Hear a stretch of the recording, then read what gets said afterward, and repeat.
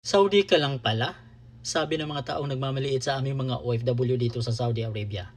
Bakit ba may mga tao pa rin nagmamaliit sa mga OFW sa Saudi Arabia? Sinasabi nila underpaid kami, low-skilled kami, at wala raw mararating. Pero ito ang katotohanan, ang mga OFW sa Saudi Arabia ang isa sa pinakamalaking haligi ng Pilipinas.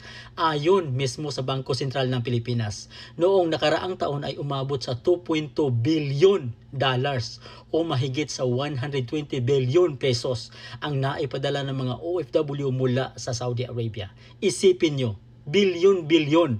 At huwag niyong kalimutan, palaging nasa top 2 o top 3 ang Saudi Arabia sa may pinakamalaking pinagmulan ng remittances para sa Pilipinas. Ibig sabihin, kasama kami sa may pinakamalaking lifeline ng ating ekonomiya. Kung wala ang mga remittances na iyan, gaano kalaki ang mawawala sa Pilipinas?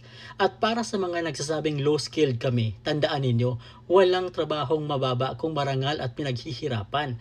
Ang mga tinatawag niyong low-skilled, sila ang mga taong nagtayo ng mga kalsada, gusali at tahanan. Sila ang nag-aalaga ng mga bata at matatanda. Sila ang gumigising ng madaling araw para magtrabaho ng buong puso at pawis. At bukod pa dyan, huwag kalimutan na ang Saudi Arabia ay tahanan din ng mga libu-libong Pilipinong nurse, engineer, accountant, IT specialist at iba pang professional na pinagkakatiwalaan sa pinakamalalaking kumpanya at ospital. Kaya bago kayo manghusga, isipin nyo muna ito.